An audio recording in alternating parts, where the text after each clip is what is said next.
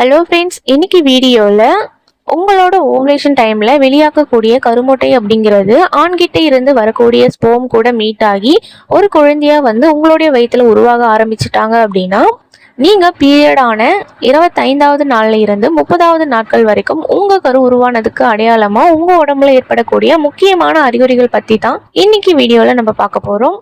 ஏன்னா நிறைய பேருக்கு இதை பத்தின டவுட்ஸ் அதிகமாவே இருக்கு. சிஸ்டர், எனக்கு 20 நாள்ல கை கால் வலி இருக்கு, வயிற்று வலி இருக்கு, பேக் பெயின் இருக்கு, இது பிரெக்னன்சி சிம்டம்ஸா அப்படின்னு கேக்குறீங்க. இன்னும் சில பேர் எப்படி கேட்குறாங்க அப்படின்னா 16வது நாளில் இல்லை அப்படின்னா 17வது நாளில் சிம்டம்ஸ் இருக்கு, இவ்வளோ இயர்லியாக எனக்கு ப்ரெக்னன்சி சிம்டம்ஸ் காமிக்குமா அப்படின்னு கேட்குறாங்க. அதுக்கான முழு விளக்கமாக தான் இந்த வீடியோவில் நான் எல்லாமே சொல்லியிருக்கேன். உங்கள் வயிற்றில் கரு உருவாகி இருந்துச்சு அப்படின்னா 25வது நாளில் இருந்து 30 நாட்களுக்கு இடையில ஏற்படக்கூடிய முக்கியமான 5 அறிகுறிகள் பற்றி தான் இன்னைக்கு நம்ம பார்க்க போகிறோம். ஸோ வீடியோவை ஸ்கிப் பண்ணாமல் கடைசி வரைக்கும் பாருங்கள். அப்போ தான் இந்த வீடியோ உங்களுக்கு ரொம்பவே யூஸ்ஃபுல்லாக இருக்கும். வீடியோக்குள்ள போறதுக்கு முன்னாடி இந்த மாதிரி யூஸ்ஃபுல் கண்டென்ட்டுக்கு நம்மளோட சேனலை சப்ஸ்கிரைப் பண்ணிட்டு இந்த வீடியோக்கு ஒரு லைக் பண்ணுங்க.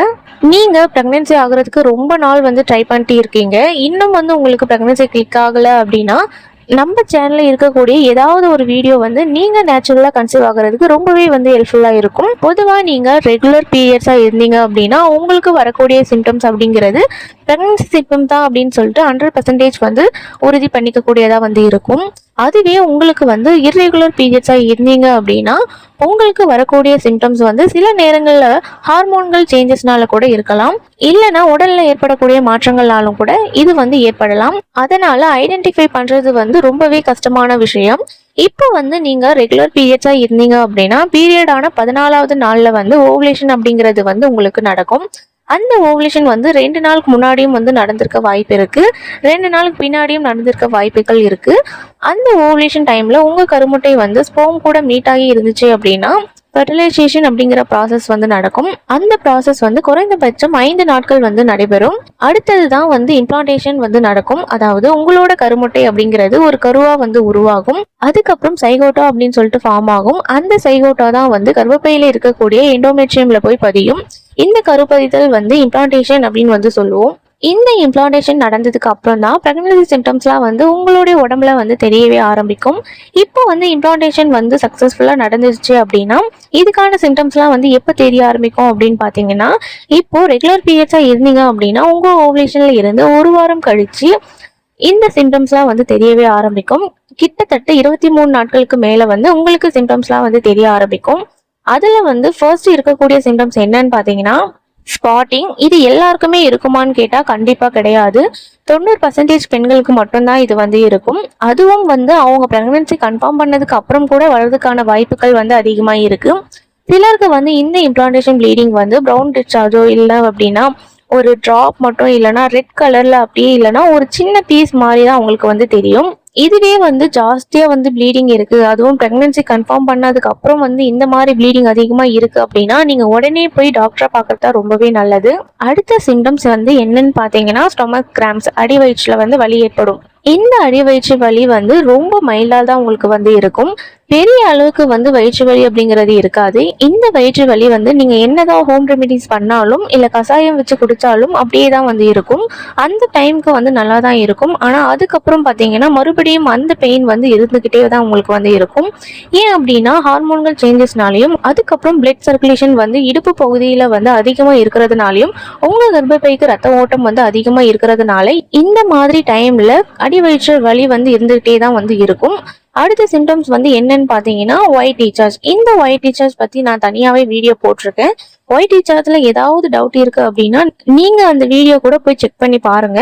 மற்ற சிம்டம்ஸை விட இந்த ஒயிட் டிஸ்சார்ஜ் வெஜினால இருந்து வரும்போது நம்ம கண்ணில் பட்ட அப்புறம் இது பிரெக்னன்சி சிம்டம்ஸ்மா இருக்குமா அப்படின்னு நினைப்பீங்க. இந்த ஒயிட் டிஸ்சார்ஜ் பிரெக்னன்சிக்கு முன்னாடியும் வரும், இயர்லி பிரெக்னன்சிக்கும் வரும். ஸோ கன்ஃபியூஸ் ஆகும். அப்படிங்கிறதுனால உங்களுக்கு இந்த ஒயிட் டிஸ்சார்ஜ் மட்டுமே வச்சு பிரெக்னன்சின்னு நம்மளால கன்ஃபார்ம் பண்ணிக்க முடியாது.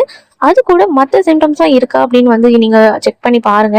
அதாவது நிப்பிள்ல பெயின் இருக்கா இல்லையா, பேக் பெயின் இருக்கு, இல்லை அப்படின்னா மைல்டா ஸ்டொமக் பெயின் இருக்கு, இப்படி ஏதாவது சிம்டம்ஸ் காட்டுச்சு அப்படின்னா நீங்க பிரெக்னண்டா இருக்கிறதுக்கு அதிகவே வாய்ப்புகள் அப்படிங்கிறது இருக்கு. அடுத்த சிம்டம்ஸ் என்னன்னு பாத்தீங்கன்னா கால்வலி. அதே மாதிரி வெஜினால பெயின் இருக்கும். 2 பெயினும் பிரெக்னன்சிக்கும் இருக்கும், பீரியட்ஸுக்கும் இருக்கும். அந்த பெயின் எப்படி இருக்கு அப்படிங்கிற வித்தியாசத்துல தான் அந்த பெயின் வந்து இருக்கு. கால் வலி வந்து ஏன் வருது அப்படின்னா பிளட் சர்க்குலேஷன் வந்து இன்க்ரீஸ் ஆகுறதுனாலயும், முக்கியமா ப்ரொஜெஸ்டரான் அப்படிங்கிற ஹார்மோன் வந்து இன்க்ரீஸ் ஆகுறதுனாலயும் தான் நிறைய பேருக்கு வந்து இந்த கால்வலி வந்து வருது. அந்த கால்வலி எல்லாருக்குமே இருக்காது. அப்படி உங்களுக்கு இருக்கு அப்படின்னா பாடி வீக்னஸ்ல இருக்கு அப்படின்னு தான் அர்த்தம். பிரெக்னண்டா இருந்தாலும் இந்த கால்கள் வலி வந்து வரும். ஒரு சிலருக்கு பீரியட்ஸ் முன்னாடியும் கால்வலி வந்து வரும். அந்த கால்வலி எல்லாருக்குமே வந்து இருக்காது. அப்படி உங்களுக்கு இருக்கு அப்படின்னா பாடி வீக்னஸா கூட இருக்கலாம். பிரெக்னண்டா இருந்தாலும் இந்த கால்கள் வலி வந்து வரும். ஒரு சிலருக்கு பீரியட்ஸ் முன்னாடியும் கால் வலிக்கும். சிலருக்கு வந்து பாடி வீக்னஸ்னால கூட இந்த மாதிரி கால் வலிக்கலாம். அடுத்ததான் வந்து வெஜினல் பெயின். இந்த வெஜினல் பெயின் ஏன் வருது அப்படின்னு பாத்தீங்கன்னா அதிகப்படியான பிளட் சர்க்குலேஷன் நடக்கிறதுனாலையும், இல்லைன்னா உங்க வெஜினால வந்து பீரியட் ஆக போகுது அப்படிங்கறதுனாலையும் அதுக்கு தயாராகிறதுக்கும் வந்து இந்த மாதிரி வந்து பெயின் வரும். பொதுவா இந்த பெயின் வரதுல தான் வந்து டிஃபரன்ஸ் வந்து இருக்கு. சுருக்குன்னு குத்துற மாதிரியோ இல்ல இழுத்து பிடிக்கிற மாதிரியோ இருந்துச்சு அப்படின்னா அது வந்து நீங்க பிரெக்னண்டா இருக்கீங்க அப்படின்னு தான் அர்த்தம். இப்ப நான் சொன்ன சிம்டம்ஸ் எல்லாமே ரெகுலர் பீரியட்ஸ் அண்ட் வந்து இர்ரெகுலர் பீரியட்ஸ் 2 பேருக்குமே வந்து இருக்கிறதுக்கான நிறையவே வந்து வாய்ப்புகள் இருக்கு. ஆனா ரெகுலர் பீரியட்க்கு மட்டும் உங்க பீரியடான 25 நாள்ல வந்து எப்படி இருக்கும் அப்படின்னா ரொம்ப டயர்டா இருக்கும். ரொம்ப தூக்கம் வர மாதிரி வந்து ஃபீல் பண்ணுவீங்க. நார்மலா 6 மணிக்கு எந்திருக்கீங்க அப்படின்னா 8 மணி வரைக்குமே வந்து தூங்குறதுக்கான வாய்ப்புகள் வந்து இருக்கு. ரொம்ப லேசியா வந்து ஃபீல் பண்ணுவீங்க. தூங்கிக்கிட்டே இருக்கணும் அப்படிங்கிற ஃபீல் வந்து இருக்கும். அடுத்தது வந்து அதிக வந்து ஸ்பெல்லிங் சென்ஸ் வந்து அதிகமா உங்களுக்கு வந்து இருக்கும். அதிகப்படியான ஸ்பெல் பண்ண ஆரம்பிச்சிருவீங்க. எங்கேயோ ஒரு கவிச்சி ஸ்மெல்லோ இல்ல எங்கேயோ எரியிற ஸ்மெல்லோ வந்து வருது அப்படின்னா மற்றவங்களுக்கு தெரியறதை விட உங்களுக்கு வந்து அதிகமாகவே உணர முடியும். அந்த மாதிரி இருக்கிறது எல்லாமே வந்து இயர்லி பிரெக்னன்சி சிம்டம்ஸ் அப்படின்னே வந்து சொல்லலாம். முக்கியமா ரெகுலர் பீரியட்ஸ் இருக்கிறவங்களுக்கு வந்து இந்த வீடியோ ரொம்பவே யூஸ்ஃபுல்லா இருக்கும்னு நினைக்கிறேன்.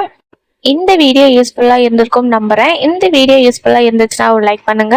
உங்களுக்கு வேற ஏதேனும் டவுட் இருந்தா கமெண்ட் செக்ஷன்ல கேளுங்க. இந்த வீடியோ பார்த்தமைக்காக அனைவருக்கும் மிக்க நன்றி.